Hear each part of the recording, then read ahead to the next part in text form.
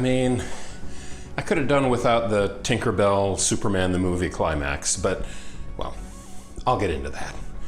Welcome to the Time Treadmill. I'm Ron, and these are my sweaty thoughts about Doctor Who.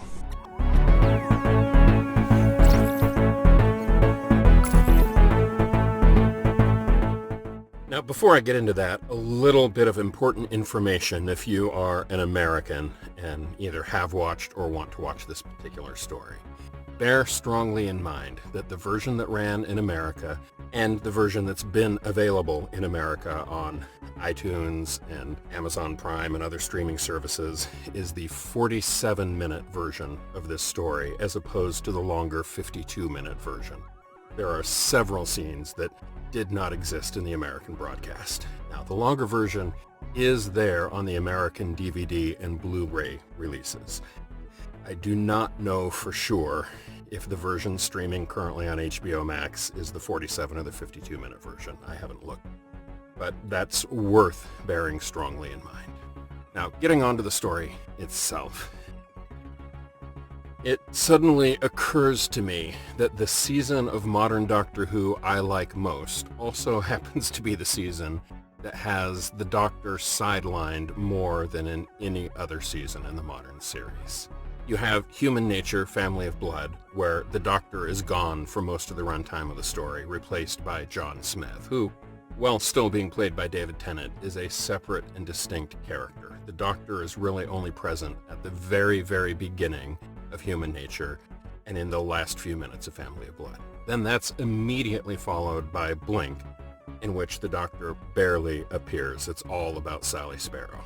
Now, sure, he was front and center in Utopia and The Sound of Drums, but in this, The Last of the Time Lords, again, he spends the vast majority of this story sidelined. He was rapidly aged by the Master at the end of the previous episode and spends the vast majority of this story as a shrunken CGI creature that is locked in a bird cage like Tweety Bird of all things.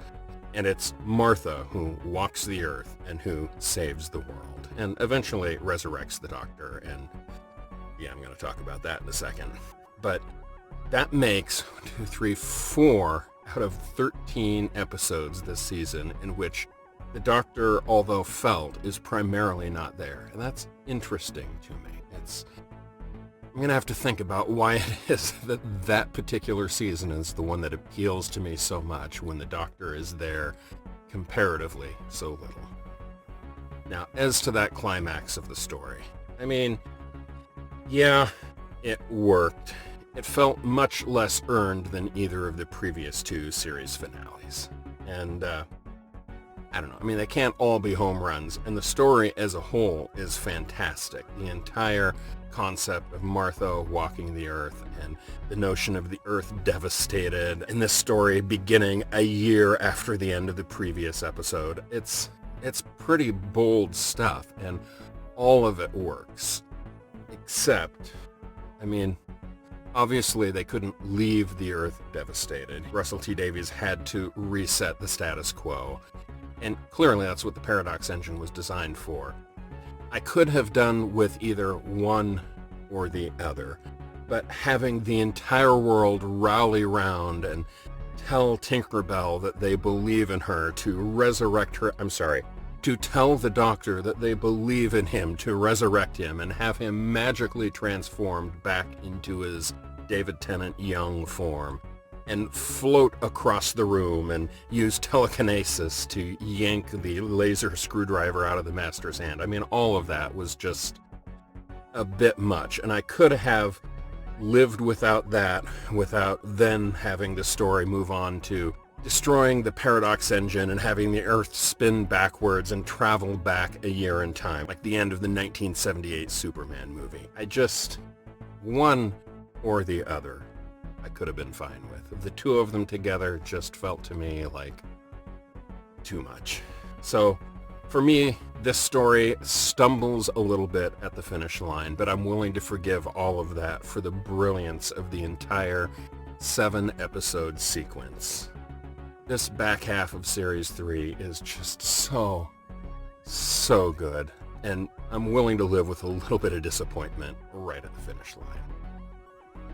I particularly liked that Martha finally called the doctor on his shit and walked away. And good on her.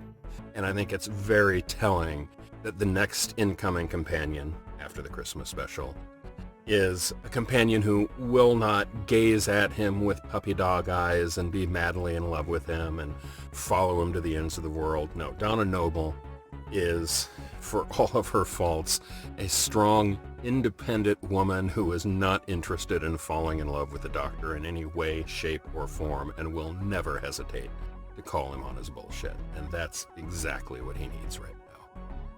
But before we can get to that, I've got 5 days of the first season of the Sarah Jane Adventures, which I'm mostly looking forward to, aside from a Slitheen story. And I just can't escape the farting aliens of Rexicoricophalopatorius, but what can you do? So I've got 5 days of Sarah Jane Adventures, then 1 day of Kylie Minogue on the Titanic in the Christmas episode, and then another season of Torchwood before I finally get back to Donna Noble. So, I'll see her sometime in, I think, July. And that's it for me today. I will see you tomorrow with the Sarah Jane Adventures.